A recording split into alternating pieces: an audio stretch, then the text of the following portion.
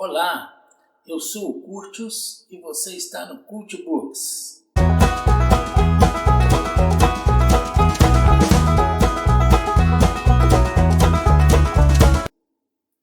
Na videoaula de hoje, iremos falar sobre o texto narrativo, suas características, suas peculiaridades. Além disso, vamos dar algumas dicas sobre narração, sobre tipos de textos narrativos. Mas antes disso, eu gostaria de pedir para que você se inscreva no canal, que você dê um like no vídeo, que você compartilhe a ideia desse vídeo com mais pessoas e que você mostre aí para os seus amigos, principalmente aqueles que estão aí prestes a fazer o exame do Enem, que nós temos essas videoaulas com características de texto, de produção textual e que vão ajudar muitas pessoas. Então vamos ao que interessa, que é o texto narrativo. A característica principal do texto narrativo é contar alguma coisa. Neste caso, uma ação acontece. Existe uma situação que ao longo do texto vai sendo modificada até terminar numa situação diferente. Na narrativa, a ordem das frases faz muita diferença conforme estiverem expostas, ou se forem invertidas. Podem até tirar o sentido do texto. Desta forma, podemos dizer que o texto narrativo se desenrola a partir de um fato, de um acontecimento, de um caso, de uma suposição. E isso pode ser real ou pode ser imaginário. Basta que o leitor tenha a singularidade suficiente para entender esse assunto.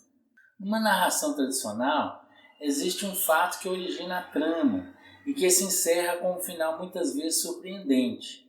Porém, há casos em que a narração se inicia pelo final, pelo desfecho, e a trama ou desenvolvimento do fato é que realmente será surpreendente. Um exemplo disso é o livro Memórias Póstumas de Brás Cubas, de Machado de Assis, que se inicia com a morte do narrador.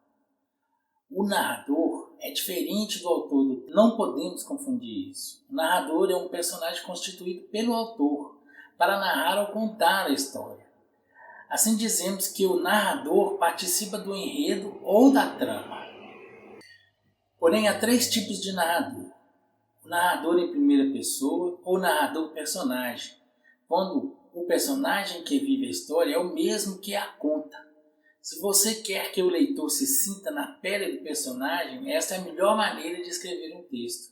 O personagem, bem como o leitor, vivenciam a cena de pertinho. É ótimo para as histórias de amor e de suspense.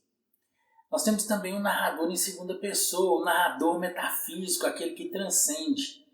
Quando o narrador fala diretamente com o leitor, o personagem às vezes sai do contexto do livro para o universo do leitor, fazendo-lhe perguntas ou comentários, interagindo com ele de forma muito extrema. Um exemplo claro disso também é o Memórias Póstumas de Brás Cubas, de Machado de Assis. Aliás, Machado de Assis é técnico nisso, em trabalhar com o narrador em segunda pessoa.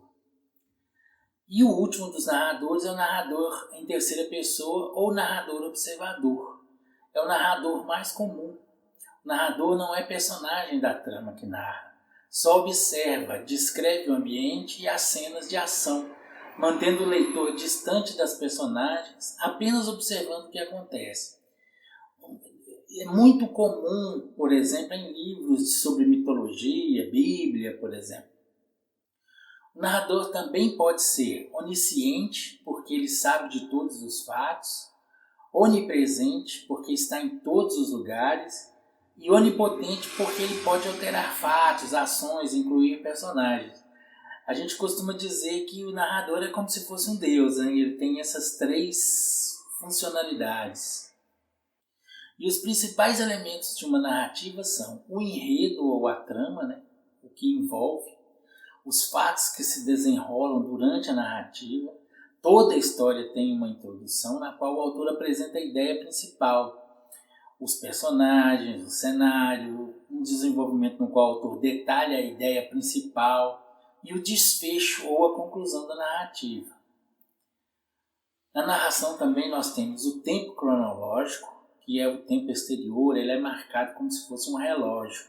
É o espaço de tempos em acontecimentos que se desenrolam e os personagens realizam suas ações.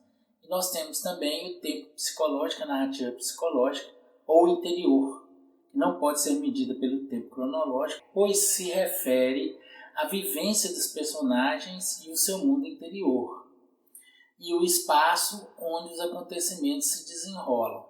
Além disso, também há os personagens, que são seres envolvidos nos fatos que formam o enredo da história. A fala dos personagens ela pode ser traduzida pelo discurso direto, quando os próprios personagens falam, ou pelo discurso indireto, quando o narrador conta com as suas palavras o que o personagem diria. Bom, essas são as características principais do texto narrativo.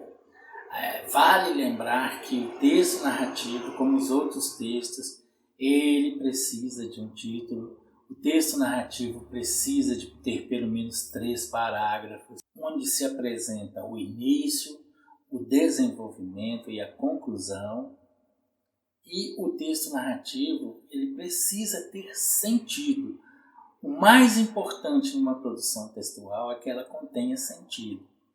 Os textos narrativos geralmente não são pedidos em concursos, porém podem aparecer, então vale a pena estar atento aos seus detalhes, às suas nuances.